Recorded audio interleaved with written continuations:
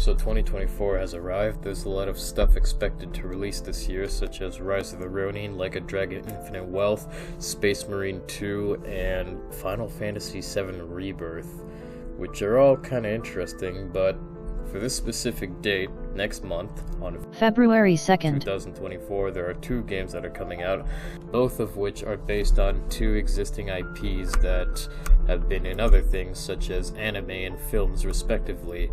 These two games in particular are Jujutsu Kaisen Curse Clash and Suicide Squad Kill the Justice League. These two games are in two different genres, one being an arena fighter.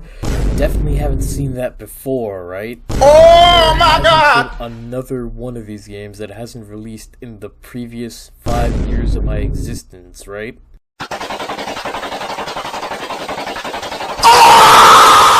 And Suicide Squad Kill the Justice League is being developed by Rocksteady Studios, a studio best known for creating the Batman Arkham series, which is arguably one of the greatest superhero game series ever made. This is taking it in a completely different direction without Batman as the protagonist, and instead we're playing as the Suicide Squad, and their goal is to exactly kill the Justice League. But, fans have kind of had a mixed reception towards this new style of gameplay. You're playing as the Suicide Squad, except, you're shooting guns. Great. It's not like we haven't seen this definitely not flop before, right? In spite of these two games, I've decided to make a video comparing both of them and trying to answer this question. Which one, between these two possible disasters of a game, is the better one? Obviously, you might go with the lesser of two evils and say, maybe Persona 3 Reload, but if you've read the title of this video, and you've checked the thumbnail, that game is nowhere in sight, so we're not talking about that. Sorry, Persona fans, you should go somewhere else. Sit in the polka dotted corner. Let's go over the first thing, the gameplay.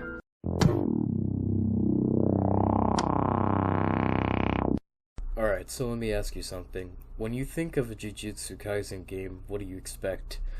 Would you want something like an open world action game where you team up either with your friends or on your own, or even online, and take on curses and explore a very nice world?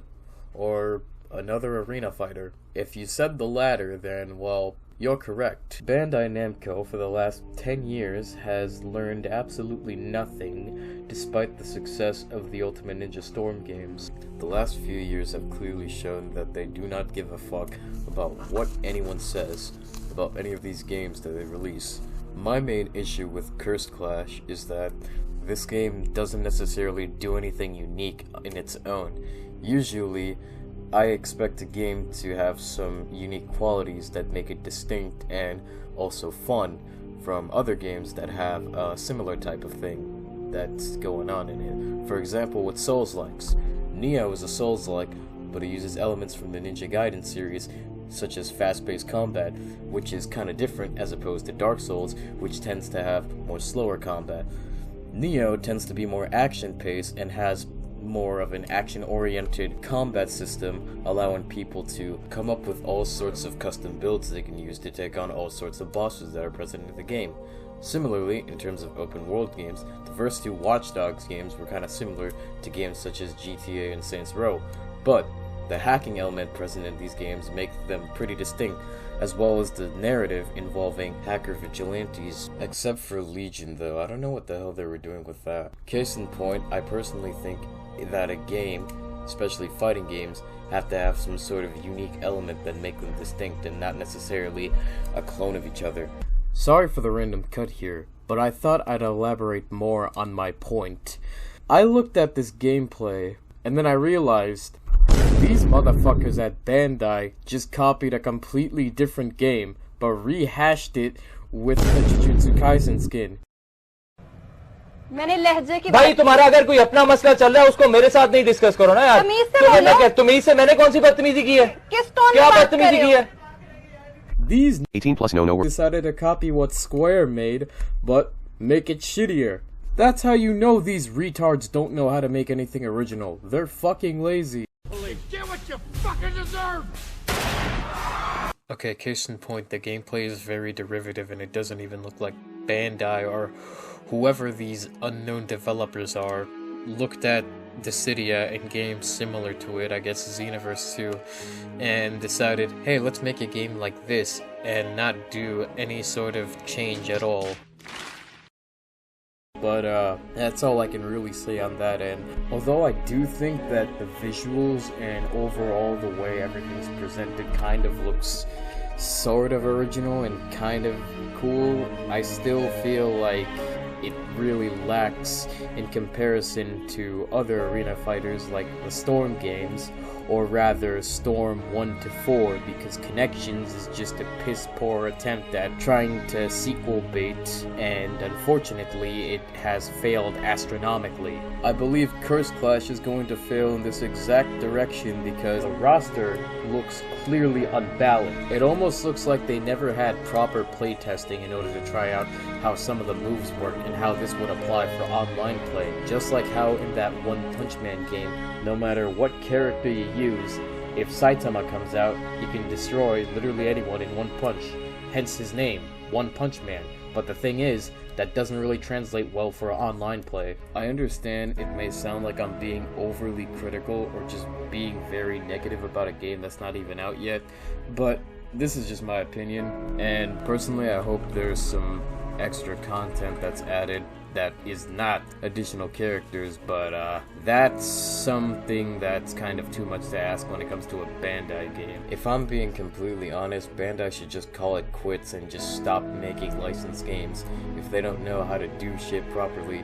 Or honestly, they should start making their games in-house and actually hire people that actually know how to make games. Like, dog, hear me out. Tell me you wouldn't want to play a fucking JJK game that was in the style of Arkham or even Yakuza. That shit sounds more fire than this piece of shit fighting game. Anyway, time to talk about another company I despise, Warner Bros. Alright, Peter, the most important thing when you're on a diet is willpower. Now, I'm gonna put this steaming pie on the windowsill to cool.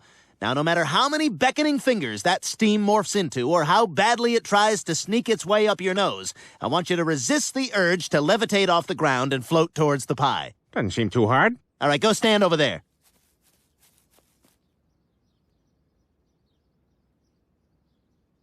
Oh, no, you don't. No, you can't go in there. No, stay out of there. That's my special area. No, stop! I'm saying no! What kind of pie is this? Peter, it's making me watch. Rocksteady, Rocksteady, Rocksteady. God, where the hell do I begin with this? I should note, while I introduce what this game is about, take note of everything I'm going to say, because everything I say that sounds praiseworthy is actually just me capping. You'll figure out why. So for the past few years, after the release of Arkham Knight, which was nominated for several awards and won a bunch of them, except the Game Awards 2015, in which The Witcher 3 Wild Hunt won, which is arguably a very good choice. They've been hard at work with Suicide Squad, Kill the Justice League, and well, if I was to put it in one word, it would be interesting. That's it. I'm gonna kick your ass. Then I'm gonna reenact kicking your ass. To keep it simple, Suicide Squad departs basically everything you knew about the Arkham series for its amazing combat, as well as, the Batman part of it. Batman is not in the game as the main character. Instead, you're playing as the Suicide Squad, except, well, I think this rendition of the Suicide Squad specifically is probably one of the most weirdest and probably the most horrendous iteration I've seen in them yet. With that being said, let's go see how terrible this game is. First off, to address the elephant in the room, we have the gameplay, in which everything you knew about the Arkhamverse up until this point has been scrapped in favor of a cheap looter-shooter system that has been similar to the likes of the Outriders, and even the Division for that matter. The gameplay is supposed to be reminiscent of that, but at the same time, you're playing a superhero game. Funny enough, Captain Boomerang doesn't actually use boomerangs. Wow, There's also the fact that this game is littered to the brim with microtransactions, as if we haven't seen this in other games. It only gets worse from here. There's a part of the game in which you enslave a childlike Poison Ivy, who, at the time of Arkham Knight, basically sacrificed herself to save Gotham. Except in this version, she's a fucking child. Whenever you're playing the game, you'll have banter with the other members of the Suicide Squad. Except in this case, they never shut the fuck up, even if you want them to. Half of the time they're going to have jokes that were written by a corny-ass nigga that only studied Marvel movies that came after Endgame. Multiple journalist outlets reported that Rocksteady had not provided them review copies for the game. And people who pre-ordered for the early access found themselves unable to play it because Rocksteady had to shut down the servers for 24 hours due to a bug. And the worst of all of Rocksteady's sins?